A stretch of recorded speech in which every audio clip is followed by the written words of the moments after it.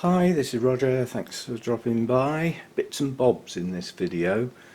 Several people have asked how I look after my Spanish moss. Well, fundamentally I don't. Whenever I've got a very low feed, I try and dunk it, and literally I just sit it in the water like that for about 10 minutes and then just hang it back up where it lives. Where it lives is not an ideal place, but it lives and it grows, so it'll do. It's out of my way. Traditionally, Spanish moss is hung from somewhere up near the roof in bunches, yeah, so that it can hang down. And it probably gets good light up there. The problem in my place is up in the roof it's going to get the circulating fans hitting it, certainly through the summer months, and it's warm up there, and it dries incredibly quick. And it can dry out and die. You know, you can go too far with this stuff. The leaves are incredibly fine. So although it will soak in water, in a couple of hours' time that will go back to its normal greenish white colour. It dries incredibly quick. Quite honestly, the easiest way to look after that, this stuff, is with a sprayer. And then you can just leave it where it is. Just go over with it, you know, go over it with the sprayer, hydrate it when it's dry. It doesn't need to stay wet. That probably won't do it any good at all. And quite honestly, every now and again it produces little tiny green flowers, so it does actually bloom now and again. Strange stuff. So I don't really look after it, but as I said, it lives and it grows the way I look after it. But this time of year I don't think that's had any direct watering for about 2 weeks now. But then I have got reasonable humidity and the temperatures are cool. That's not its natural environment. It would grow in warm places with quite high humidity and hang off all the trees and stuff. So that's that one out the way. And I know somebody's going to ask, so I do exactly the same with my other air plants. The difference being that in the warmer weather, the Spanish moss gets water far more often than these do. Yeah, but when I water these, they get a dunk. Give them a good shake, get all the air out from between the leaves, make sure they get very wet. But then when you've finished and they've been dunked, you need to hold them upside down and give them a really hard shake to get that water out of the leaf joints, especially if you've got cooler temperatures, because they will rot. Yeah, it's the same as your orchids really. And these I do keep up in the roof. They don't seem to mind that extra light and temperature in the summer. But as I said, these get watered like that when I've got some water that's got low feed in it. I don't feed these high, but I do feed them. They get the same water as the sort of thing I'd be putting on my Masdevallias and Draculas, so a low level feed, but just normal orchid fertiliser. It's nothing special. And a lot of the time they just get dunked in plain water anyway. So there we go. Okay, having done the air plants, that was actually at a TDS of 70. With that level of feed, I also did my couple of Draculas and Masdevallias that are in pure moss and open baskets that dry faster than those in pots, so they got that level of feed as well. Last time they had a flush, so they haven't had any for a while. So that's that. Now what I've done is topped that up with RO water, the last of my RO water. So the RO water's busy at the moment. Fill up all my containers again, and I've redone this. As it started off with just the MSU in it, I've added some more, and I took that up to a TDS of 75 with the MSU, and then I added some calcium nitrate in there, which took it up to 215. These don't have to be precise measurements, quite honestly. The reason I've added some calcium nitrate is I'm about to do my holey clay pots, which are fundamentally Cattleyas, most of which are doing something. Some are coming into growth, some are pushing up buds, some are maintaining bloom spikes, some have got growths, but they're doing something, but they're not doing much to a great extent. It's not like we're in the middle of the growing season and they're pushing off like little rockets, yeah? So they don't need high levels of feed. I will be going higher than that in the active growing season, and I'll be watering more frequently. At the moment, most of my Cattleyas, some are on mounts and they get watered with the mounts at that frequency. That's a different thing. But those that are in the holey clay pots at the moment are getting watered about every 5th or 6th day. It's cold, you know, there's no heat. But coming on out here, today we've got sunshine and we've got up to 23 degrees. But look at the humidity, that's too low. So I've just got the watering can and put water all over the whole of the floor, which is not going to make a huge amount of difference with this door behind me wide open, because I've got dry air filtering in from the house. So the door now needs to be pulled round.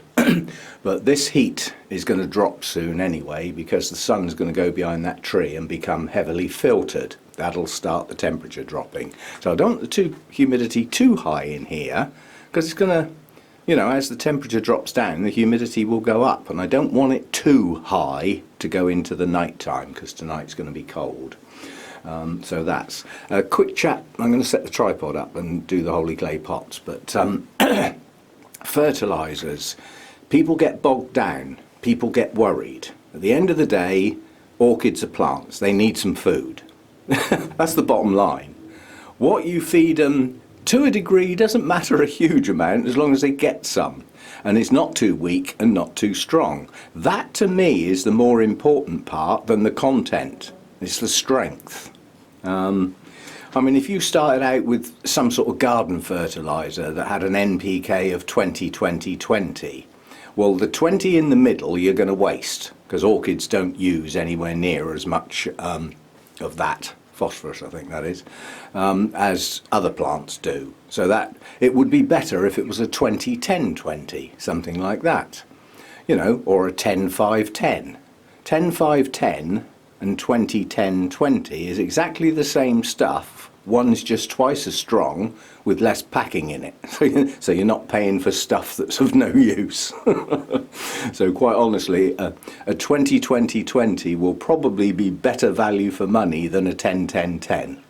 Yeah, but the relationship between those NPK elements is the bit you're after. And personally, if you can get it, I would go for something that's got an N and a K value roughly the same. Don't have to be exact, but roughly the same. And the P value in the middle about half.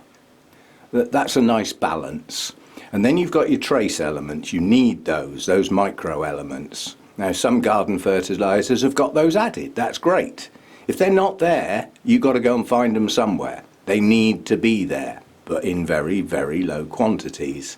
And then we've got the ones that everybody worries about, the calcium and the magnesium. Now, my fertiliser's already got it in a balanced form, you know, done by experimentation and all that sort of stuff at a university, the bright bods, you know, with their goggles on and their white coats and all that sort of stuff over quite a long period. So they come up with this. And the calcium can head up towards the same as the nitrogen without doing any harm. It doesn't need to be an exact measurement, it really doesn't.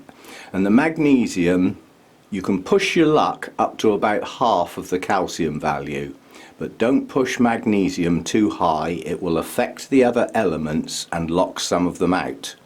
Yeah? So go very careful with the magnesium, it's the only one that I'm careful with. The others I just throw around. Yeah, so that's what they're getting fed today, and for Cattleyas this is a relatively low level feed, but it's not the height of their growing season at the moment, and they're still subject to cold nights. The reason for the extra calcium, it gives the plant strength, and the magnesium helps with everything else within the plant. It has an effect on lots of other things and makes them work better. Yeah, but if you go too high with that, it'll stop some things working altogether, so don't go mad. Recommended in quite a few places I've read, the magnesium should be about a quarter of the calcium. Yeah, so if your parts per million or your percentage of calcium is say 8%, magnesium at 2 or 3% is fine. Up to about 4%, probably okay. But I wouldn't go much higher personally. It's not necessary. It's not going to use it. Yeah, and it'll start interacting with other things and stopping them working or slowing them down, or you know, things start happening. So don't worry too much about your feed, and if it's got the word orchid on your fertiliser, you've probably paid 3 or 4 times what you should do for it. I'm going to end that statement there. It's the same when I was doing bonsai. Anything with the word bonsai on it, they're going to treble the price. Because it sounds special, doesn't it? Well, it's the content, not what the label says. It's what's in it you're after. And if something like Grow More that you chuck on your blinking garden has got the elements in it that you want, then use it. But I will draw a line under the fact that go very, very careful with non-orchid stuff, because the chances are it's far too strong for your orchids. So you do need a meter to check the overall strength before you chuck it on your plants. Yeah?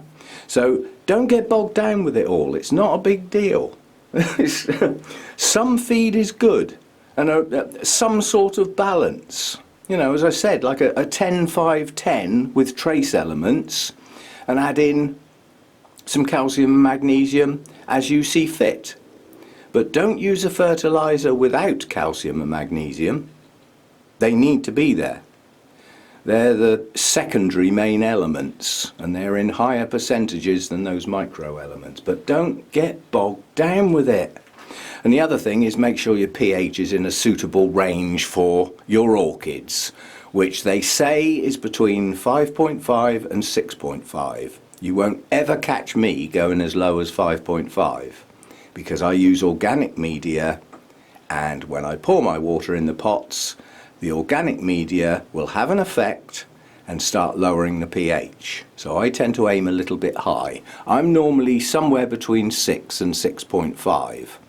And if I'm watering my normal pots, a lot of which are a mix of bark and moss, that moss has a more dramatic effect on lowering the pH. So I might go in at 6.7, 6.8, because I know as soon as it gets in the pot it's going to drop. And I'd rather have it drop from a bit above where I want it than put it in where it ought to be and have it drop, if you see what I mean. But don't get bogged down with it all. Anyway, I'm going to set the tripod up and we'll do some watering and chatting about the plants. Okay, first I'll explain the logic of having my feed all mixed up in there and an empty bowl out here. Right, so let's go and get some water and feed.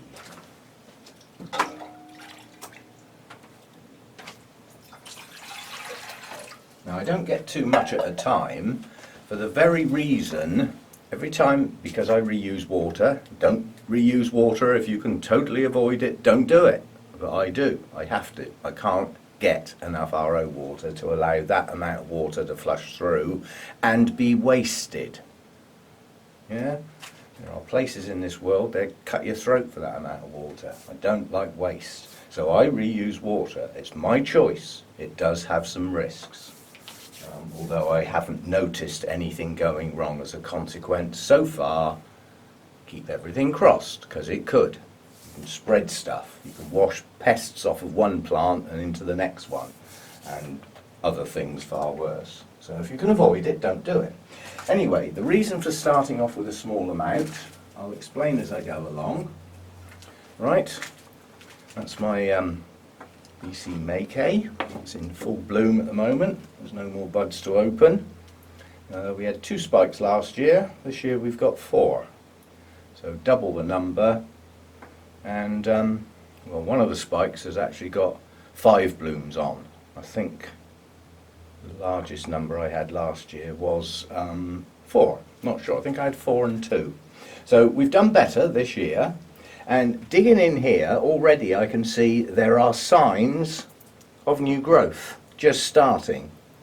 So it's not only maintaining these spikes, it's thinking about coming back into growth. Well, that's the time it needs some help. Right, what's going to happen now then? Well, first of all, I'm going to water it. And with my holey clay pots, I don't pussyfoot around. I drown them.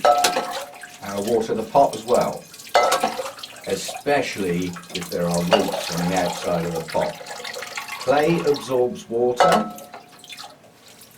Yes?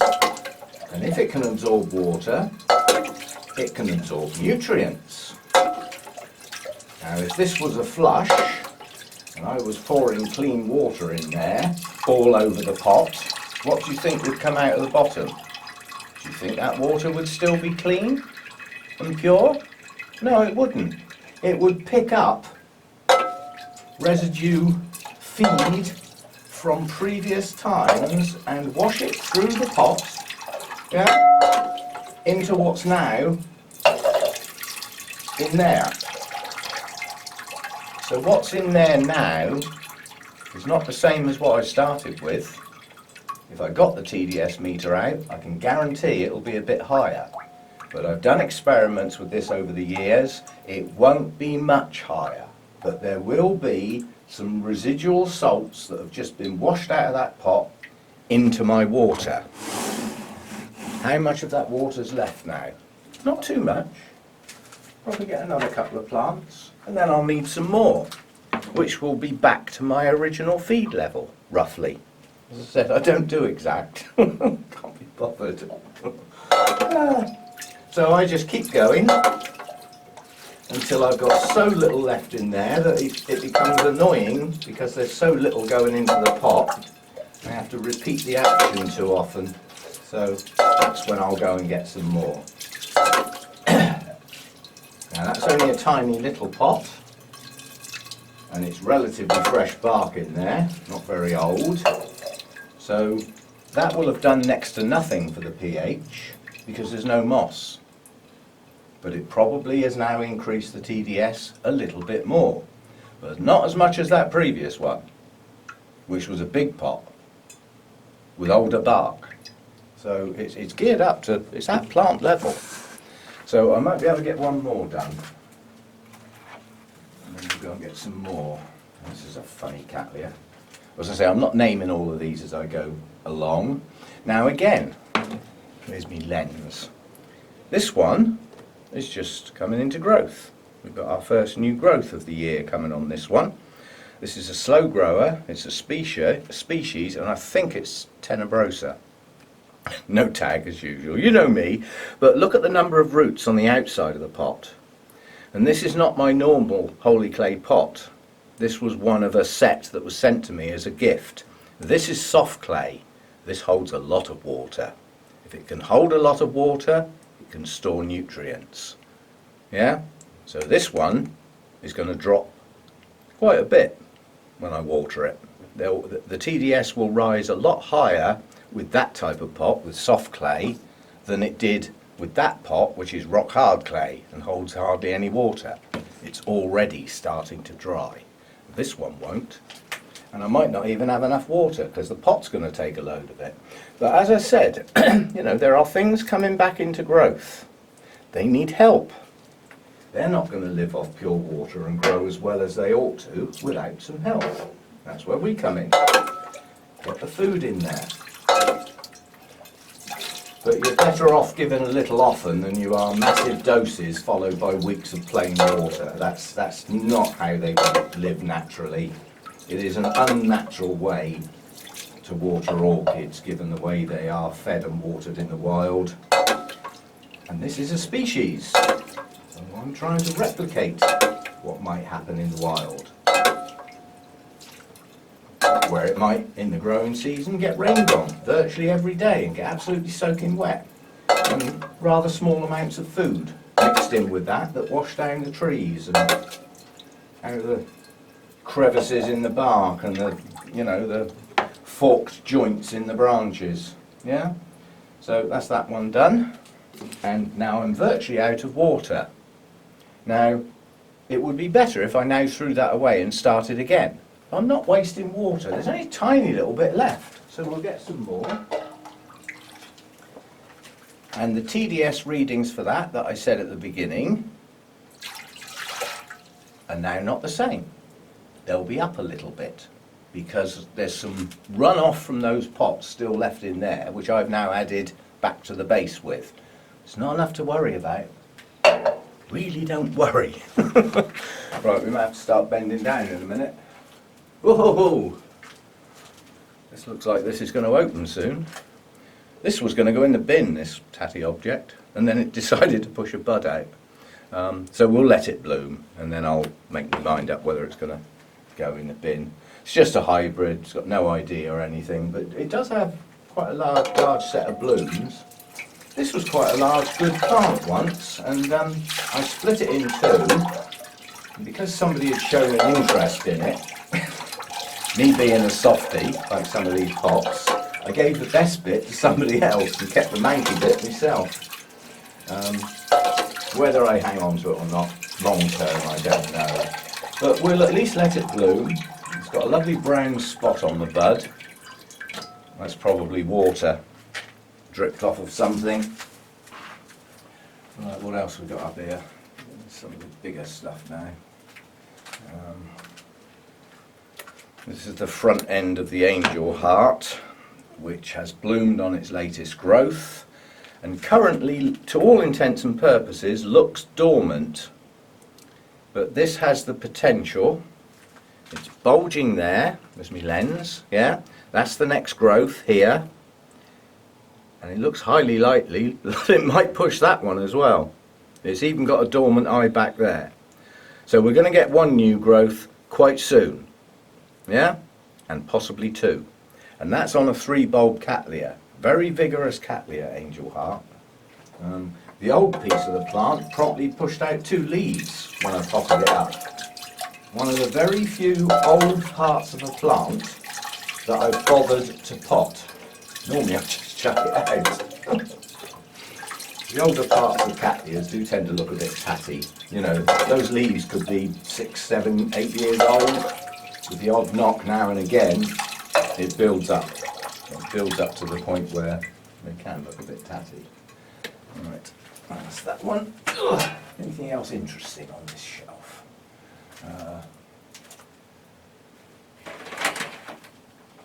What's this one? Oh, this is another hybrid, no ID. This has nice orange flowers, and this one's got 2 leads. In fact, it's got 3 leads, but one of them's got a blind sheath in it. But 2 of the other leads, this one over here is just, sorry, I keep forgetting where the camera is, so I'm used to it being over there. This sheath here is just starting some buds, and this one over here, the buds are just breaking out. Yeah? So they're just starting to break out the sheath. So this is growing. Okay, it's buds, but it's growth. Growth needs new cells. New cells needs the calcium. That's why the extra calcium's in there. Anything that's growing and producing new structures needs some calcium to give it the strength for those structures to be as good as they can be. It also isn't going to do it without some nitrogen. Nitrogen is the growth element, but it helps an awful lot if that nitrogen is backed up with calcium. The nitrogen can produce very wishy-washy growth, flimsy, floppy, prone to rotting, especially in Cattleyas in very warm, humid conditions, you know, like some of the southern states like Florida. The old black rot sets in, because the plants are just never really dry. You've got 70–80% humidity and high temperatures, that plant is like constantly moist to a degree. Calcium will give it strength. And I won't say it'll remove the rotting, but it'll certainly help. Because the strength is in the plant then. What have we got here? What we've got here is dead leaf. What we've got here is a removed dead leaf. See? They just come off on their own. You don't normally need ripping off or tearing off. They'll come off when they're good and ready. This plant's not in a good way at the moment. It grew some funny little immature growths out the back here. It's grown another one. That one lost its leaf. That one's going to lose its leaf soon. But that's pushed out a new growth. It's growing. And this new growth is not only maturing, it's got a sheath with a swelling at the base. So it looks like this back end of the plant is going to pull on over time. It won't do it on its own. And round this side, which I've classed as the front of the plant, buds. So it's growing. Yeah, so it's growing not only growths but buds. And those eagle-eyed amongst you, the base of this plant is covered in scale. Am I going to deal with that today? No, because they're not on the leaves and they're not on that new growth. Far more important. That needs treatment quite desperately. While we're on that subject, I think I'm having problems with some plants, mainly dendrobiums, with systemics. Yeah. So to de-risk it, I'm going back to using this stuff. Firstly, it's dirt cheap, yeah, and the percentage of this concentrate that has to go in the water means it lasts a good amount of time. That is a suffocation type soapy wash, but it's got, you see, it's called Plant Invigorator and Bug Killer. It's actually got some feed in it. So while you're spraying your plants all over, underside of the leaves, top side of the leaves, down the canes, all the base of the plant, any roots you can see, you spray the lot, because it only kills what it gets on by suffocation. So you miss any, it's not systemic. So you've got to do it, and you've got to keep doing it and repeating it and repeating it. But it's pretty cheap, easy to mix up, yeah, and does the plant some good. The two things it does is add a little bit of feed in. Now there's an awful lot of orchids, this foliar feed thing, there's a lot of orchids haven't really got openings on the top of their leaves to allow that feed to get in. They're on the underside. But if you're spraying them with that for bugs, you are going to spray the undersides, aren't you?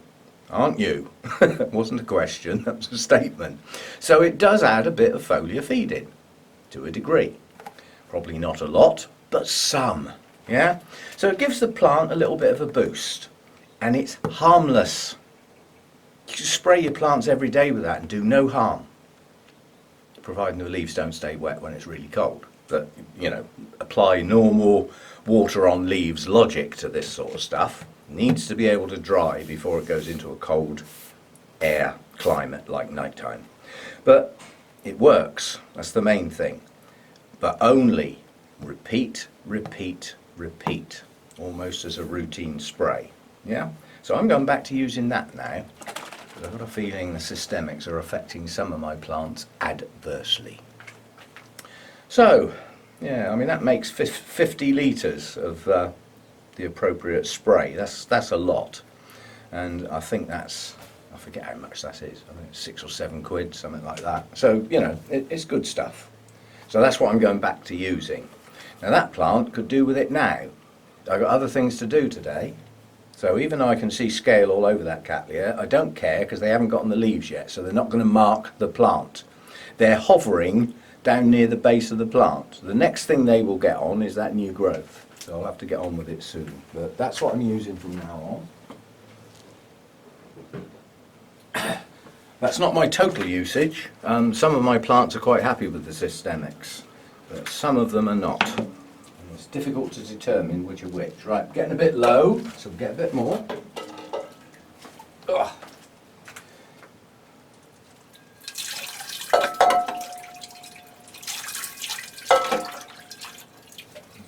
As I say, that has that particular plant has all forms of growth. Buds just starting, buds pushing on, and actual physical new growths. So it's now had a bit of help, which is the whole idea. Right, I'm not going to carry on much longer, but here's a classic example. Whatever this is, I've forgotten. This is the this is the other hybrid with little lemon drops in.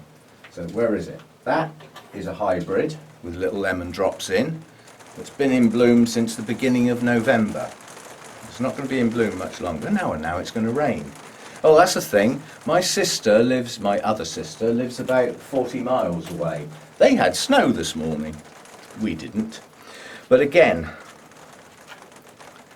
we've got growth. We've got a mass of new roots coming out here. Yeah? And round this side of the plant, we've just got new roots starting and a new growth. And I missed it. This set of roots here is on that growth. The new, oh no, that's a root. I thought we had another new growth there. We'll get one here soon. Yeah? So this one's coming into growth. Needs help. It's also got buds. more types of structures that need some help. Yeah. So this is the, what is this one? This is it's little lemon drops crossed with Cattleya why not? And this has beautiful coloured blooms on it, with sort of peachy colours and stuff. Very pretty blooms, not large, but then it's a compact Cattleya plant, you know. And the compact plants stay in their pot. They don't try and climb over the side for quite a few years. Right, so that's that one. And there's only one other one up on this shelf that I want to look at, because I personally want to see what it's doing, and it'll be an update from your point of view as well. And that's my Laelia purpurata. Now, what are you doing with these sheaths? Are you growing them? Yes, you are. Oh, goody. Yeah, this is the one that was a notorious non-bloomer, and these sheaths are now showing up quite well. I mean, that is a good sheath showing on that one. The other one has actually got a bigger sheath. So the two latest growths now have sheaths, which gives the chance of it blooming a hell of a boost. A hell of a boost. Because without those sheaths, there's no way it was going to bloom. That's just the way this one develops. No sign of new growths on here, because the new growths are still growing. They're not up to full size yet. They've still got these bract-type shapes around. The pseudobulb's not formed yet. It's not there yet. It's a growth with a sheath forming. And the bulbs won't swell until it gets to maturity. So it's in active growth with two quite strong growths pushing on. Needs some help. If you don't give it the help, it will drain all the resources out of the existing pseudobulbs, and they'll start to shrivel and desiccate. And what won't those new growths have if you don't give it any? What can't it pull out of those old bulbs? Calcium, non-mobile nutrient. If these new growths want some nitrogen, they'll suck it out of the old part of the plant and the leaves will go yellow. And some of the other nutrients can do the same thing. Calcium won't move. Once it gets dumped in the plant, it stays where it's put. So if I didn't add any in some shape or form, these new growths wouldn't have any calcium, because they wouldn't be able to take it from older parts of the plant. That's why it's quite important to keep a constant supply. Non-mobile nutrient, and quite an important one. My MSU formula, the calcium level is about 8% compared with around 10 of the nitrogen. It's quite a high percentage, yeah? So obviously the Michigan State University realised its importance. Put some in there, which is good stuff. Right, so that's, I'm not doing all of them, we'll be here all day. So that's how I water, what I water with, the method, chucking the water on the top, and why I only use a bit at a time.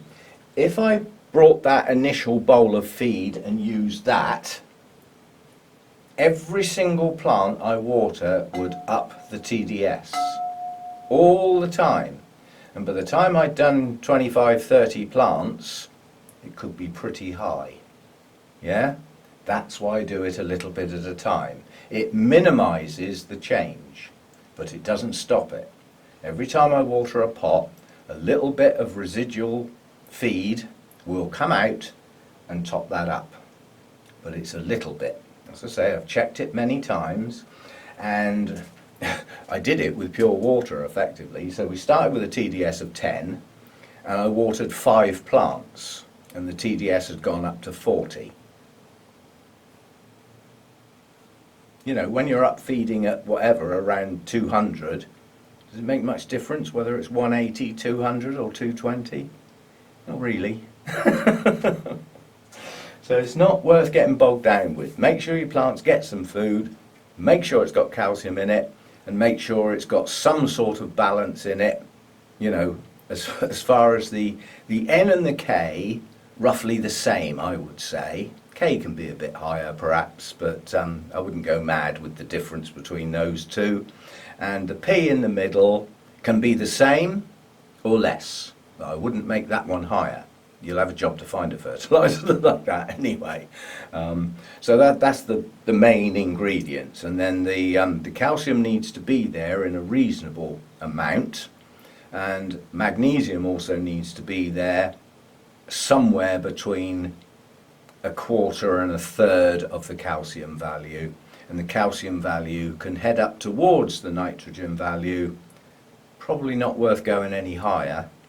There's only so much it can use, but by overdosing the calcium doesn't really do any harm. You overdose the magnesium, it can, so go steady with that. And all the micronutrients as prescribed, preferably already in the feed, because there'll be appropriate proportions. If you start getting those trace elements as a separate mix and trying to add it yourself, you'll have a hell of a job working out how much, and you could end up with quite a lot more than you need. And again, some of those micro elements should not be overdosed, so don't get bogged down with it. Just be sensible, get yourself a fertiliser that's either got all of what you need and possibly some additives, but you don't need dozens, you don't need a whole cupboard full of stuff. You need a basic feed. And in my case, I've got calcium and magnesium as separate elements. The only other thing I've got is CalMag, which the brand that I got isn't just calcium and magnesium. It's also got a little bit of nitrogen in it, and it's got some extra iron. So it isn't just those two, it's something else. And personally, if I use the CalMag, I use it on its own. I don't add it to what I've already got. Yeah. However, my MSU feed, I'm quite happy to add magnesium to. I'm quite as happy to add calcium to. But I don't ever add the two together. I either do one or the other or none. So that's what I do. You don't have to follow that, but it basically works. You know, maybe I could do things a bit better, but there's a bother factor, and I can't be. It's as simple as that. I want to keep it simple. I want to mix up there once with a bowl full, come out here and water plants and put them back where they go. Job done. And that is job done. Thanks for dropping by. See you next time.